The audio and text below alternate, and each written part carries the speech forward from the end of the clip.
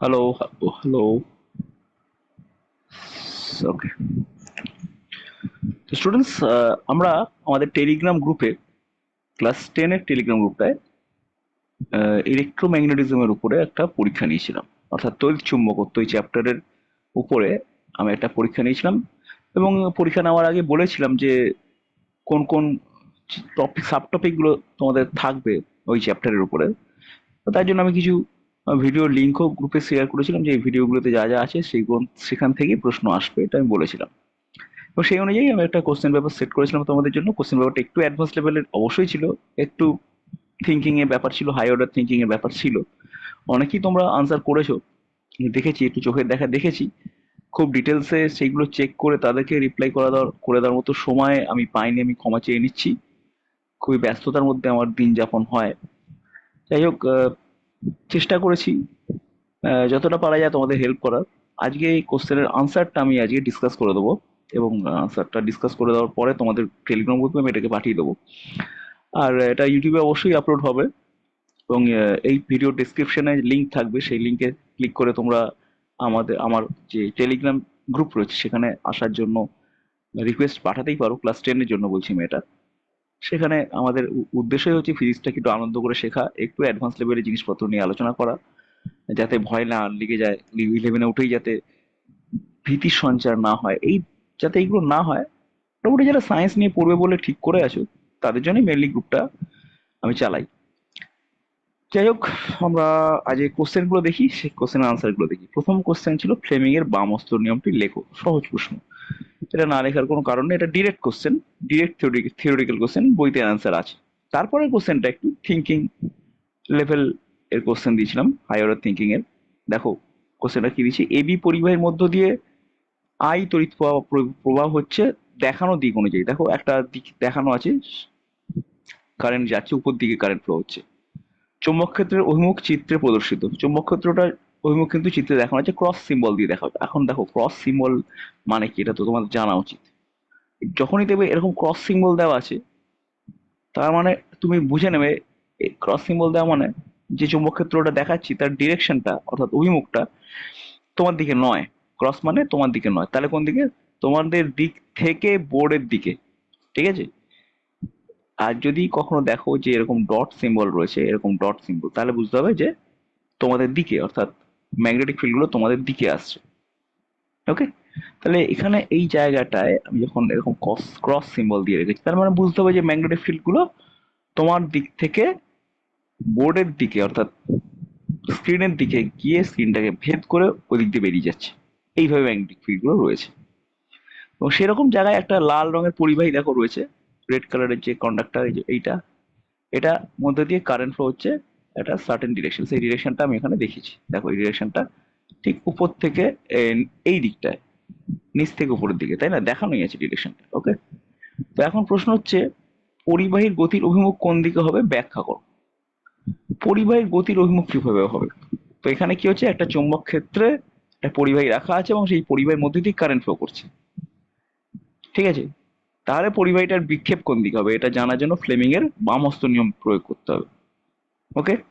তো বাম হস্ত, এবার রাখলে বাম হস্তটাকে, যে তর্জনী, এই যে ফার্স্ট ফিঙ্গার, এটা তর্জনী। এই ফার্স্ট ফিঙ্গারটাকে কোন দিকে রাখতে হবে? যেদিকে ম্যাগনেটিক ফিল্ড, ম্যাগনেটিক ফিল্ড হচ্ছে তোমাদের থেকে বোর্ডের দিকে, স্ক্রিনের দিকে, তাহলে এই দিকটা ম্যাগনেটিক ফিল্ড আছে। ওকে? কারেন্ট ফ্লো হচ্ছে কোথায়? কারেন্ট ফ্লো এবার এই দিকটা, এই যে মিড ফিঙ্গার যেটা, মধ্যাং মিডল ফিঙ্গার যেটা, সেটা কি হচ্ছে, সেটা দেখা যাচ্ছে কারেন্টের দিক কোন দিকে।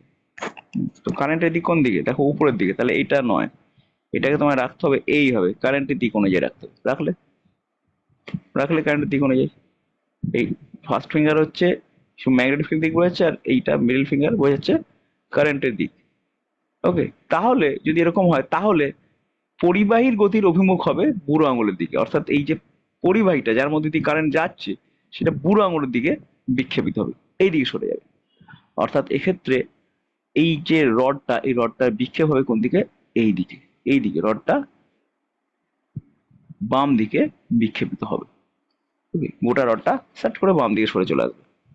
ফোর্স যতক্ষণ, ম্যাগনেটিক ফিল্ড যতক্ষণ কারেন্ট চলবে ততক্ষণ ওর মধ্যে ফোর্স অ্যাপ্লাই হবে এবং ততক্ষণ সে বাম দিকে মুভ করতে থাকবে। বোঝা গেল? তাহলে আমাদের ডিরেকশন হবে এই দিকে। বোঝা গেছে? তাহলে এইভাবে তোমরা ব্যাখ্যা করে দেবে ফ্লেমিং এর লেফট হ্যান্ড রুল অনুযায়ী। হয়ে গেল। নেক্সট, ফ্যারাডের আবিষ্ট তড়িৎচালক বল সম্পর্কিত সূত্রটি লেখো। এটা তো খুব ইজি কোশ্চেন, ফ্যারাডের সূত্র লিখতে হবে। তারপর একটা কোশ্চেন দেখো দিয়েছি, ছবি রয়েছে, লেঞ্জের সূত্র লেখো। সবাই যেন লেঞ্জের সূত্র লিখে লিখে দেবে। এগুলো ডিরেক্ট থিওরিটিক্যাল কোশ্চেন, এগুলো সবাই পারবে, বইতেই আর আনসার আছে, ভালো করে বই পড়লে বুঝে যাবে। এরপরে সি দাগে যে কোশ্চেন, সেখানে বলা হচ্ছে পাশের চিত্রটিতে যদি এবি দণ্ডটি, বাংলা এবি হয়ে গেছে, এটা এবি দণ্ড হবে, এবি দণ্ডটি যদি এবি দণ্ডটি তীর চিহ্ন দিক বরাবর এগিয়ে যায়, তাহলে এখানে একটা এবি দণ্ড আছে, খেয়াল করে দেখো, এই যে এবি, দেখো নাম দেওয়া আছে, এই যে এবি দণ্ডটা, এটা তীর চিহ্ন বরাবর এগিয়ে যাচ্ছে।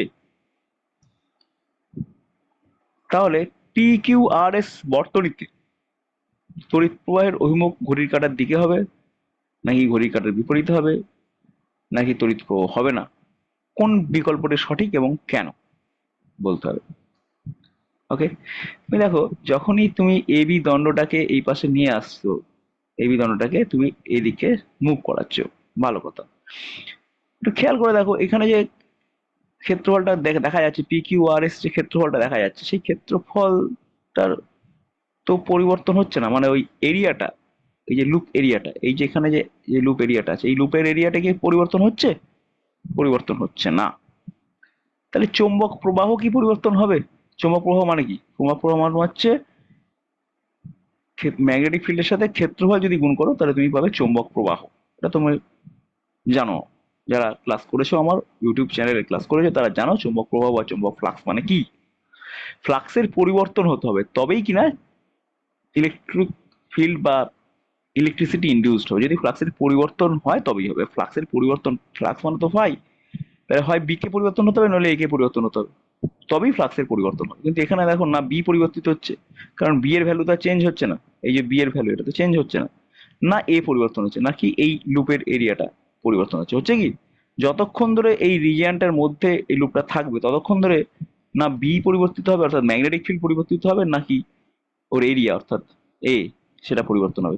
কোনোটাই পরিবর্তন হবে না, অর্থাৎ এর চৌম্বক প্রবাহ পরিবর্তন হবে না। চৌম্বক প্রবাহ যদি পরিবর্তন নাই হয় তাহলে কোন দুঃখে তোমার এখানে তড়িৎ প্রবাহ আবিষ্ট হবে, অর্থাৎ কোনো রকম ভাবে তড়িৎ প্রবাহ সৃষ্টিই হবে না। ওকে, অর্থাৎ তড়িৎ প্রবাহ হবে না। ক্লিয়ার? বোঝা গেল কেন হবে না? বেশ। লেঞ্জের সূত্র থেকে কিভাবে শক্তি সংরক্ষণ সূত্রের ধারণা পাওয়া যায়, এটা তো ইজি আছে, এটা আমি আমার চ্যানেলে লিখিয়ে দিয়েছি। তোমরা যারা আমার চ্যানেল ফলো করো তারা, আমি বোর্ডে লিখে দিয়েছি, এই বোর্ডটায় দেখতে পাচ্ছ বোর্ডটা, ওই বোর্ডটাতে আমি সুন্দর করে এর আনসারটা কি লিখতে হবে পরীক্ষার খাতায় সেটা আমি লিখে দিয়েছি। ওকে, যারা অনেকেই ঠিকঠাক লিখেছো, দারুণ লিখেছো। হুম, বেশ। তারপরের কোশ্চেনটা, পাশের চিত্রে যদি এবি দণ্ডটি বাম দিক থেকে ডান দিকে নিয়ে যাওয়া হয়, এবি দণ্ডটিকে বাম দিকে থেকে ডান দিকে নিয়ে যাওয়া হয়, তাহলে নিচের কোন বিকল্পটি বা কোনগুলি সঠিক, কোনটি এবং কোনগুলি সঠিক, এক বা একাধিক সঠিক থাকতে পারে। তাহলে আমি কোন দিকে নিয়ে যাচ্ছি দেখো, বাম থেকে ডান দিকে, মানে একটা ম্যাগনেটিক ফিল্ড রয়েছে, তার মধ্যে একটা রড রাখা আছে, রডটাকে আমি এইভাবে সরাচ্ছি। বেশ, প্রথম অপশন হচ্ছে এ থেকে বি এর দিকে তড়িৎ প্রবাহ হবে, এ থেকে বি এর দিকে তড়িৎ প্রবাহ হবে। তারপর অপশন হচ্ছে বি থেকে এর দিকে তড়িৎ প্রবাহ হবে, হবে কোনো দিকে তড়িৎ প্রবাহ হবে না। ওকে, এ প্রান্তটি উচ্চ বিভব সম্পন্ন হবে, নাকি বি প্রান্তটি উচ্চ বিভব সম্পন্ন হবে, এইগুলোর মধ্যে কোনটা ঠিক হবে? স্টুডেন্টস, যখন তুমি রডটাকে এইভাবে নিয়ে যাবে তখন এখানে রড মুভ করছে, কি হবে? তড়িৎচালক বল আবিষ্ট হবে, তাই তো? ম্যাগনেটিক ফিল্ডের মধ্যে দিয়ে যদি পরিবাহী মুভ করে তাহলে সেই পরিবাহীতে তড়িৎচালক বল আবিষ্ট হয়। ফ্যারাডে বলে দিয়েছে কিভাবে আবিষ্ট হবে, ডান হাতের নিয়ম, সেখানে রাইট হ্যান্ড রুল, অর্থাৎ ডান হাত বার করো, এইভাবে রাখো ডান হাতটা, ঠিক আছে? ম্যাগনেটিক ফিল্ড কোন দিকে আছে? ক্রস, মানে ভিতরের দিকে, এই যে ফার্স্ট ফিঙ্গারটা ম্যাগনেটিক ফিল্ডের দিকে। তোমার পরিবাহীর গমন কোন দিকে? এই দিকে হচ্ছে, তাহলে বুড়ো আঙুলটাকে, তো বিক্ষেপটাকে ওই দিকে রাখতে হবে। হুম, বিক্ষেপটাকে ওই দিকে রাখতে হবে, এই করে দাও। ওকে, ফার্স্ট ফিঙ্গারের দিকে ম্যাগনেটিক ফিল্ড আসছে, বুড়ো আঙুলের বিক্ষেপ কোন দিকে? ডান দিকে, অর্থাৎ পরিবাহীর বিক্ষেপ ডান দিকে। তাহলে পরিবাহীর মধ্যে তড়িৎচালক বল ইনডিউস যে হবে, আবেশিত হবে, তার অভিমুখ হবে এই মধ্যমা বরাবর, মিডল ফিঙ্গার বরাবর তড়িৎচালক বল আবিষ্ট হবে। অর্থাৎ নিচ থেকে উপরের দিকে তড়িৎচালক বল আবিষ্ট হবে, অর্থাৎ অর্থাৎ উপরের দিকে আবিষ্ট হলো, তাই তো? এইভাবে তড়িৎচালক বল আবিষ্ট হবে। তড়িৎচালক বলের ডিরেকশন কোথায় জানো? একটা ব্যাটারি, ধরো একটা ব্যাটারি, হ্যাঁ, এটা পজিটিভ, এটা নেগেটিভ। বেশ, এই ব্যাটারির সাথে তুমি যখন তার যোগ করবে, তখন এই ব্যাটারির মধ্যে যখন কারেন্ট ফ্লো করবে, এই ব্যাটারির মধ্যে দিয়ে যখন কারেন্ট ফ্লো করবে স্টুডেন্টস, তখন এইভাবে কারেন্ট ফ্লো করবে। আবার এইভাবে, অর্থাৎ ব্যাটারির ভিতরে দেখো ফ্লো হচ্ছে নেগেটিভ থেকে পজিটিভ দিকে, আর ব্যাটারির বাইরে ফ্লোটা হচ্ছে পজিটিভ থেকে নেগেটিভ দিকে। ব্যাটারির ভিতরে যে ফ্লো হচ্ছে না, ওইটা হচ্ছে তড়িৎচালক বলের অভিমুখ, অর্থাৎ তড়িৎচালক বলের অভিমুখ সবসময় নেগেটিভ টু পজিটিভ দিকে হয়। ওকে, তড়িৎচালক বলের অভিমুখ নেগেটিভ টু পজিটিভ। তাহলে এখানে যেমন আবিষ্ট তড়িৎচালক বলের অভিমুখ আমি ফ্যারাডের ডান হাত নিয়ম অ্যাপ্লাই করে কিভাবে পেলাম, এইদিকে ম্যাগনেটিক ফিল্ড, পরিবাহীর গমনের অভিমুখ হচ্ছে এইদিকে, তাহলে আবিষ্ট তড়িৎচালক বলের অভিমুখ হবে এইদিকে, অর্থাৎ নিচ থেকে উপরের দিকে আবিষ্ট তড়িৎচালক বল আবিষ্ট হবে। তড়িৎচালক বলের অভিমুখ নিচ থেকে উপরের দিকে, তাহলে অবশ্যই নিচের দিকটা নেগেটিভ, উপরের দিকটা পজিটিভ, কারণ নেগেটিভ থেকে পজিটিভ হচ্ছে তড়িৎচালক বলের ডিরেকশন। তো এইভাবে হবে আবিষ্ট হবে, অর্থাৎ এ প্রান্তটি উচ্চ বিভব থাকবে, এ প্রান্তটি উচ্চ বিভব থাকবে অবশ্যই। বেশ, এবারে উচ্চ বিভব থাকবে, ভালো কথা, কিন্তু এই রডটার মধ্যে কি কোনো কারেন্ট ফ্লো হবে? রডটার মধ্যে দিয়ে কিন্তু কারেন্ট ফ্লো হবে না, কারণ রডটা থেকে তুমি যতক্ষণ না একটা ব্যাটারি, ধরো এই রডটা এখন মুভ করার ফলে রডটা একটা ব্যাটারিতে পরিণত হয়েছে। এখন শুধুমাত্র একটা ব্যাটারি যদি কোথাও থাকে, এইটা পজিটিভ এটি নেগেটিভ, তাহলে কি কারেন্ট ফ্লো হবে? একটা ব্যাটারি থাকলে কারেন্ট ফ্লো হবে না? হবে না। তুমি ব্যাটারির এই প্রান্ত, তোমার ব্যাটারি দুটো প্রান্তকে তোমাকে কি করতে হবে? তার দিয়ে যুক্ত করতে হবে, কন্ডাক্টর দিয়ে যুক্ত করতে হবে, তবে কারেন্ট ফ্লো হবে। এখানে একটা ব্যাটারি তৈরি হলো অবশ্যই, কিন্তু কারেন্ট ফ্লো কেন হবে? তুমি তো ব্যাটারির পোলারিটি গুলোকে যোগ করছো না, যুক্ত করছো না, কানেক্ট করছো না, তাহলে কেন, কোন দিকে কারেন্ট ফ্লো হবে? কারেন্ট ফ্লো হবে না। ওকে, তার মানে কোনো দিকেই তড়িৎ প্রবাহ হবে না, এই দুটো অপশন কিন্তু এখানে কারেক্ট আছে। ওকে, ওকে। এসি ডায়নামো ডিসি ডায়নামোর মধ্যে প্রধান পার্থক্য, এটা তো অনেকেই ঠিকঠাক লিখেছে, এগুলো বইয়ে পাবে, তুমি কনস্ট্রাকশন দেখলে পারেই, দুটো কনস্ট্রাকশনের দিকে তাকালেই তুমি প্রধান পার্থক্য পেয়ে যাবে তুমি। ঠিক আছে, কমিউটেটরে যেভাবে কানেক্টেড থাকে সেই কানেকশনেই প্রধান পার্থক্যটা আছে। ওকে, কোন কোন পদ্ধতিতে মোটরের ঘূর্ণন বেগ বাড়ানো যায়? Easy question. পাক সংখ্যা বাড়াতে পারো, ব্যাটারি পাওয়ার বাড়াতে পারো, ম্যাগনেটিক যে ইউজ করছো ম্যাগনেট, তাকে সরি তাকে শক্তিশালী ম্যাগনেট দিতে পারো। এগুলো করলে পারে তোমার মোটরের ঘূর্ণন বেগ বাড়বে। বেশ, নেক্সট কোশ্চেন 6 পাশের চিত্রটিতে মোটরের কয়েলের ঘূর্ণনের অভিমুখ কোন দিকে হবে কারণ সহ ব্যাখ্যা করো। দেখো, মোটর কয়েলের ঘূর্ণনের অভিমুখ কোন দিকে, অর্থাৎ তুমি কয়েলের মধ্যে দিয়ে কারেন্ট পাঠাচ্ছ, তার জন্য কয়েলটা ঘুরছে, তাই না? তো কারেন্ট তোমার এদিকে যাচ্ছে আর এদিকে ফিরে আসছে। তো যে কোনো একটা তারের জন্য ধরো, মনে করো এই যে তারটা এবি, যে তার এবি তারের ক্ষেত্রে, এবি তারের ক্ষেত্রে আসো, এবি যে তারটা, তার ক্ষেত্রে ভাবো। এখানে এখানে কোন নিয়ম অ্যাপ্লাই করবে? মানে এখানে কারেন্ট ফ্লো হচ্ছে, তো কারেন্ট ফ্লো হওয়ার জন্য বিক্ষেপ আসছে। এটা ডায়নামো না, এটা মোটর। মোটর মানে ফ্লেমিং এর বামহস্ত নিয়ম, বামহস্ত। ঠিক আছে, ম্যাগনেটিক ফিল্ড কোন দিক থেকে কোন দিকে? ম্যাগনেটিক ফিল্ড হচ্ছে স্যার, ম্যাগনেটিক ফিল্ড তো স্যার এই দিক থেকে এইদিকে, এই দিক থেকে এইদিকে, এই দিক থেকে এইদিকে, এই দিক থেকে নর্থ থেকে সাউথের দিকে ম্যাগনেটিক ফিল্ড, তাই না? তো আমার ম্যাগনেটিক ফিল্ড অনুযায়ী এই আঙুলটা হবে ম্যাগনেটিক ফিল্ডের দিকে। বেশ, এবার কারেন্ট ফ্লো কোন দিকে হচ্ছে? কারেন্ট ফ্লো হচ্ছে স্যার এ থেকে বি এর দিকে, তাহলে এই ঘোরাও, এ থেকে বি এর দিকে কারেন্ট ফ্লো হচ্ছে, এ থেকে বি এর দিকে, বি এর দিকে। তাহলে পরিবাহীটার গতির অভিমুখ কোন দিকে হবে? বুড়ো আঙুলের দিকে, অর্থাৎ পরিবাহীটা বুড়ো আঙুলের দিকে আসবে, অর্থাৎ এইটা নিচের দিকে মুভ করবে। যথারীতি সিডি যে তারটা, সেখানে দেখি ম্যাগনেটিক ফিল্ড এদিক, ম্যাগনেটিক ফিল্ড হচ্ছে এদিক থেকে এদিকে, বাম থেকে ডান দিকে ম্যাগনেটিক ফিল্ড। আচ্ছা, কারেন্ট ফ্লো হচ্ছে কোথায়? সিডি, কারেন্ট ফ্লো হচ্ছে এইদিকে আমার দিকে, সি থেকে ডি এর দিকে। তাহলে সিডি তারের বিক্ষেপ হবে বুড়ো আঙুলের দিকে, অর্থাৎ এই দিকে চলে আসবে, তারটা সরে আসবে বুড়ো আঙুলের দিকে, অর্থাৎ সিডি তারটা যাবে উপরের দিকে। ঠিক আছে, তাহলে এবি তারটা সেটা নিচের দিকে যাবে, আর সিডি তারটা আসবে উপরের দিকে, অর্থাৎ এইভাবে অ্যান্টি ক্লকওয়াইজ হিসেবে এই কয়েলটা কিন্তু বনবন করে ঘুরতে লাগবে। ঠিক আছে, অর্থাৎ বুঝতে পারলে যে কয়েলটা কোন দিকে ঘুরবে। দেখো, এই কোশ্চেন গুলো ডিরেক্টলি অ্যাপ্লিকেশন বেসড কোশ্চেন। এখানে তুমি এই কোশ্চেন গুলো যখনই তুমি আনসার করবে, তুমি দেখতে পরিষ্কার, খুব ভালো করে কনসেপ্ট ক্লিয়ার না থাকলে তুমি কিন্তু আনসার করতে পারবে না। ওকে, তা আশা করছি তোমরা ব্যাপারটা বুঝতে পারছো কিভাবে আমি আনসার গুলো করছি। ব্যাপারটা যদি না বুঝতে পারো তাহলে এই ভিডিওটি ডেসক্রিপশনে আমি প্লে লিস্টের লিঙ্ক দিয়ে রাখবো, সেটা দেখে নিয়ে তোমরা ব্যাপারটাকে রপ্ত করে নাও। আমার চ্যানেলের ভিডিওতে ইলেকট্রোম্যাগনেটিজম বা তড়িৎ চুম্বকত্ব, তড়িৎ প্রবাহ, চুম্বকীয় ফল, এই ব্যাপারটা খুব ভালো করে ডিসকাস করা আছে, খুব সহজভাবে ডিসকাস করা আছে। অনেকগুলো ভিডিও রয়েছে, প্রত্যেকটা ভিডিও যদি ভালো করে দেখে নাও তাহলে ইজিলি ব্যাপারটা কিন্তু ধরতে পারবে বা বুঝতে পারবে। বুঝেছো? চলো নেক্সট কোশ্চেনে দেখি কি আছে। নেক্সট কোশ্চেন হচ্ছে, একটু নততলের উপর এবি তার রাখা আছে, তারটা চিত্রের মতো রাখা আছে, একটা ম্যাগনেটিক ফিল্ড ওকে রয়েছে, দেখো এইভাবে দেখিয়েছি, নিচ থেকে উপর দিকে ম্যাগনেটিক ফিল্ড কাজ করছে। আমার প্রশ্ন হচ্ছে তারটা খেয়ে, তারটা এমনিতে স্লিপ খেয়ে পড়ে যাবে, কারণ ওই নততলটা তো মসৃণ, তাহলে তারটা এমনি স্লিপ খেয়ে নততল বরাবর পড়ে যাওয়ার কথা।